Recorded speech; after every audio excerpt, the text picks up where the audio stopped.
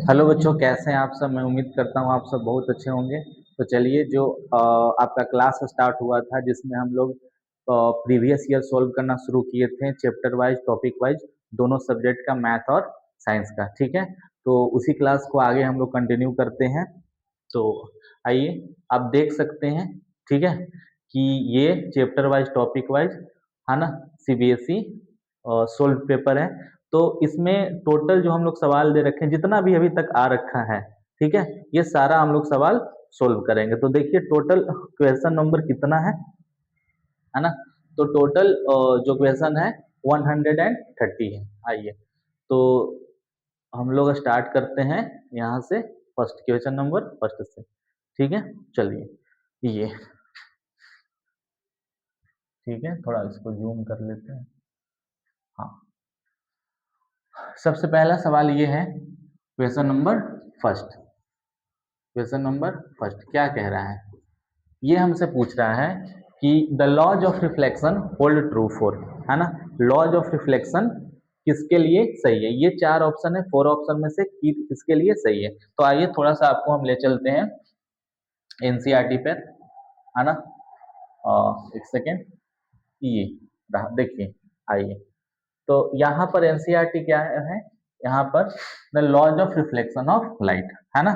तो लाइट के रिफ्लेक्शन का दो लॉज है। पहला, the angle of incidence is equal to angle of reflection. ठीक है, ये मतलब कि अगर ये मान लीजिए रिफ्लेक्टिंग सरफेस है ना, और यहाँ पर ये रे इंसिडेंट रे है, ठीक है, और ये रे रिफ्लेक्टेड रे है, ठीक है, और ये आपका रहा नॉर्मल, ठीक, और ये नॉर्मल, इसके बीच का angle i, angle of incidence, इसके बीच का angle r, angle of reflection. तो laws of first laws of reflection क्या कहते हैं कि angle i equals to angle r. ठीक है, क्लियर। चलिए सेकंड, ये फर्स्ट हो गया।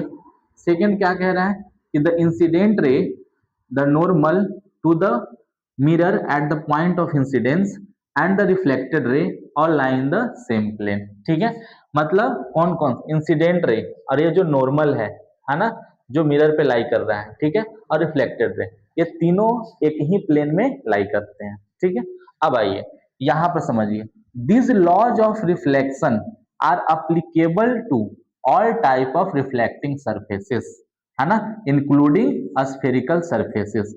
यहाँ पे क्लियर लिख रखा है एनसीईआरटी में कि लॉ, ये जो लॉज ऑफ रिफ्लेक्शन है वो हर तरह के सरफेसेस के लिए अप्लीकेबल है, चाहे वो स्फेरिकल सरफेस हो या फिर प्लेन सरफेस हो। ठीक है, तो देखिए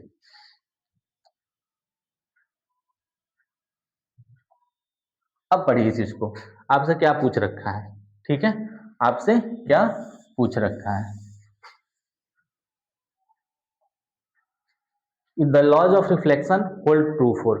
तो पहला ऑप्शन है, फर्स्ट ऑप्शन ए है प्लेन मिरर ओनली, है ना, concave mirror only, convex mirror only. D में है ऑल रिफ्लेक्टिंग सरफेस। तो ये एनसीईआरटी का सीधा सीधा लाइन है कि लॉज ऑफ रिफ्लेक्शन सभी तरह के सरफेसेस के लिए अप्लीकेबल है। तो इसका ऑप्शन कौन सा जाएगा, ऑप्शन नंबर डी। ठीक है, तो ये सवाल पूछ रखा था 2020 में। ठीक है, तो एनसीईआरटी के लाइन से सवाल बन रहा है, इसलिए एनसीईआरटी पढ़ना बहुत जरूरी है। आइए नेक्स्ट आते हैं, question number second. Question number second, है ना। क्वेश्चन नंबर सेकेंड क्या कह रहा है कि what is the magnification of the images formed by plane mirror and why, है ना। प्लेन मिरर का जो इमेज बनेगा उसका मैग्निफिकेशन क्या होगा और क्यों होगा। तो आइए समझिए, मैग्निफिकेशन क्या होता है, मैग्निफिकेशन कहते हैं किसको है। तो एनसीईआरटी में मैग्निफिकेशन का डेफिनेशन दे रखा है, it is the ratio of the height of image to the height of object. मतलब m equal to height of image equals to height of object, ये है ना। ठीक है, तो आइए थोड़ा सा और समझते हैं इसमें। ये आपका प्लेन मिरर है, ये आपका प्लेन मिरर है। ठीक है, इस मिरर के सामने हम एक इंच हाइट का ऑब्जेक्ट रखे हैं, ए बी ऑब्जेक्ट रखे हैं जिसका हाइट इंच है, और ये मिरर से एक्स डिस्टेंस पर है। ठीक है, तो प्लेन मिरर में इमेज जो है वो सेम हाइट का, ऑब्जेक्ट का जितना हाइट है वही हाइट का इमेज बनता है, और मिरर से जितना डिस्टेंस पर ऑब्जेक्ट है उतना ही डिस्टेंस पर मिरर के पीछे बिहाइंड द मिरर इमेज बनता है। तो ये ऑब्जेक्ट एक्स डिस्टेंस पर इमेज बनेगा इसका, है ना, ए डैश बी डैश इमेज का नाम रख लिए, और हाइट भी कितना रहेगा, इंच ही रहेगा। मतलब हाइट ऑफ ऑब्जेक्ट और हाइट ऑफ इमेज दोनों क्या है इस केस में, बराबर है। हाइट ऑफ ऑब्जेक्ट और हाइट ऑफ इमेज दोनों इस केस में इक्वल है। तो ध्यान से समझिए इस बात को, हाइट ऑफ इमेज ऐसे ठीक है, और height of image, height of object किसके बराबर है, हाइट ऑफ इमेज के। तो दोनों इक्वल हैं, इक्वल वैल्यू सेम होगा, तो कैंसिल आउट होकर के कितने बच जाएंगे, प्लस का 1। इसका मतलब कि प्लेन मिरर, है ना, प्लेन मिरर का मैग्निफिकेशन कितना होता है, +1 होता है। हमसे पूछा था क्यों, तो ये हमको सोल्व करके दिखाना था। ठीक है, चलिए अब आते हैं अपने नेक्स्ट क्वेश्चन पर, क्वेश्चन नंबर 3। हमसे पूछा है यहाँ पर ये कि student wants to obtain an erect image of an object using a concave mirror of 10 centimetre focal length, what will be the distance of object from mirror. आइए समझते हैं इस बात को, इसमें क्या पूछ रखे हैं आपसे, क्वेश्चन नंबर 3। ठीक है, इसमें एक कह रहा है कि हमारे पास मिरर है कनकेव, है ना, एक कॉनकेव मिरर है, ठीक है, और ये है हमारा प्रिंसिपल एक्सिस, और यहाँ पर हम ले लेते हैं पोल, यहाँ पर पोल, तो ये हो जाएगा हमारा प्रिंसिपल फोकस और ये सेंटर ऑफ कर्वेचर, और इसके बीच का डिस्टेंस मैंने फोकल लेंथ कितना दे रखा है, 10 सेंटीमीटर दे रखा है, फोकल लेंथ दे रखा है 10 सेंटीमीटर। आइए थोड़ा सा और बड़ा बना लेते हैं फिगर को, ठीक है,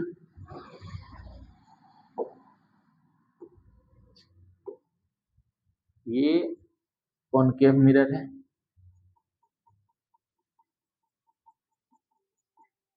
ठीक है, और ये इसका प्रिंसिपल एक्सिस, ठीक, और यहाँ पर पोल, ये प्रिंसिपल फोकस और ये सेंटर ऑफ कर्वेचर, ठीक है। फोकल लेंथ दे रखा है कितना, मतलब 10 सेंटीमीटर, ये वाला डिस्टेंस कितना है 10 सेंटीमीटर, ठीक है। अब हमको बताना है कि ऑब्जेक्ट को कहाँ रख दें, ऑब्जेक्ट को कहाँ पर रख दें, मतलब ऑब्जेक्ट डिस्टेंस हमसे पूछा है कि इस केस में हमारा इमेज कैसा बन जाए, इरेक्ट बन जाए। तो जब इमेज फॉर्मेशन जब हम लोग पढ़ रहे थे तो वहां पर क्या था कि जब हम कनकेव मिरर में ऑब्जेक्ट को प्रिंसिपल फोकस और पोल के बीच में रखते हैं, मतलब ऑब्जेक्ट को हम यहाँ पे रखेंगे, ठीक है, तो इसका इमेज बिहाइंड द मिरर बनेगा और इरेक्ट बनेगा और इनलार्ज भी बनेगा, ठीक है। तो यही तो हमसे पूछा था कि ऑब्जेक्ट को कहाँ रखा जाए। देखिए लेस देन, ऑप्शन नंबर ये है लेस देन 10 सेंटीमीटर, हाँ, मतलब हमको पी और एफ के बीच में रखना है, इसका मतलब ऑब्जेक्ट डिस्टेंस क्या हो गया, लेस देन 10 सेंटीमीटर, तो इसका आंसर क्या चला जाएगा, ए, ठीक है। चलो, और बाकी ऑप्शंस देख रहे हो, 10 सेंटीमीटर मतलब प्रिंसिपल फोकस पर, तो प्रिंसिपल फोकस पे रखेंगे ऑब्जेक्ट को, तो इमेज बन जाएगा इन्फिनिटी पे, वहां रखने का कोई मतलब ही नहीं है। बिटवीन 10 सेंटीमीटर एंड 20 सेंटीमीटर नहीं, मोर देन 20 सेंटीमीटर नहीं, इसका सही आंसर है ए, ठीक है। चलिए अब आते हैं अपने हम लोग नेक्स्ट क्वेश्चन पे। फिर यहाँ पे क्वेश्चन नंबर 4 में हमसे क्या पूछा है कि an optical device form an erect image of an object placed in front of it, ठीक है, if the size of image is 1/2 that of object the optical device is a, है ना।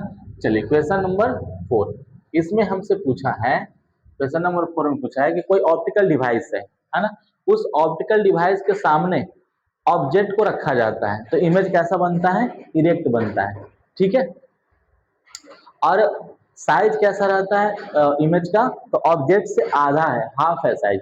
तो आप समझते हैं, अगर हमारे पास दो ऑप्टिकल डिवाइस मान लो, है ना, ये कनकेव है, ये मान लो कनकेव मिरर है, ठीक है, और ये हमारा कॉन्वेक्स मिरर है, ये कॉनकेव मिरर और ये कॉन्वेक्स मिरर। तो समझो बात को यहाँ पर, है ना, आइए, ये इसका पोल और ये प्रिंसिपल फोकस और ये सेंटर ऑफ कर्वेचर, वही बात यहाँ पर पोल हो गया, है ना, और ये प्रिंसिपल फोकस, ठीक है, और ये सेंटर ऑफ कर्वेचर। तो हमसे पूछा है यहाँ पर कि ऑप्टिकल डिवाइस क्या है, जिसमें इमेज कैसा बने, इरेक्ट बने और ऑब्जेक्ट का हाफ बने, साइज उसका हाफ रहे, आधा रहे। तो इरेक्ट तो इस केस में भी बनेगा, यहां पर भी ऑब्जेक्ट को रख देंगे तो इरेक्ट बनेगा, लेकिन यहां पर इमेज जो हाइट ऑफ इमेज जो है वो ऑब्जेक्ट से, हाइट ऑफ ऑब्जेक्ट से बड़ा होगा। लेकिन इस केस में ऑब्जेक्ट को हम लोग रखेंगे, ठीक है, कहीं पर रखें, तो always height of image, height of image छोटा होगा किससे, हाइट ऑफ ऑब्जेक्ट से, ये कॉन्वेक्स मिरर में। तो अब हमको समझना है यहाँ पर कि डिवाइस कौन सा है, कनकेव मिरर है तो आंसर है नो, कॉन्वेक्स मिरर है, रुक जाओ, प्लेन मिरर, तो प्लेन मिरर में तो इक्वल बनता है, कॉन्वेक्स लेंस है ना, तो लेंस की तो बात अलग से हम लोग करेंगे, है ना, आ जाओ। तो यहाँ पे सही आंसर क्या जाएगा, कॉन्वेक्स मिरर जाएगा, ठीक है, तो ऑप्शन नंबर हो जाएगा बी। ओके, चलिए यहाँ तक क्लियर है। अब नेक्स्ट क्वेश्चन नंबर 5 पे आते हैं।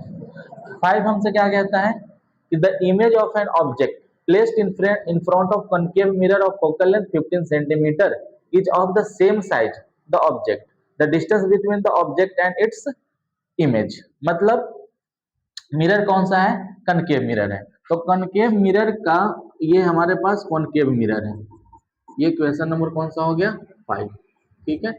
मिरर कनकेव है, ये प्रिंसिपल एक्सिस, ठीक है, ये पोल, और ये प्रिंसिपल फोकस, और ये सेंटर ऑफ कर्वेचर। अब कह रहा है कि फोकल लेंथ कितना है, 15 सेंटीमीटर, ये वाला डिस्टेंस यहाँ से 15 सेंटीमीटर है, ठीक है।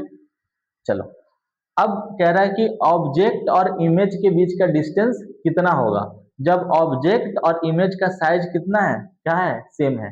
तो कनकेव मिरर में जब हम लोग सेंटर ऑफ कर्वेचर पे ऑब्जेक्ट को रखते हैं तो इमेज कितना बनता है, सेम साइज का बनता है। जब हम ऑब्जेक्ट को सेंटर ऑफ कर्वेचर पे रखेंगे तो इस केस में हाइट ऑफ इमेज इक्वल होगा हाइट ऑफ ऑब्जेक्ट का, मतलब दोनों एक ही पॉइंट पर है, दोनों एक ही पॉइंट पे हैं, तो उनके बीच का डिस्टेंस क्या होगा, 0। एक ही पॉइंट पे है तो उन दोनों के बीच के डिस्टेंस 0 होगा।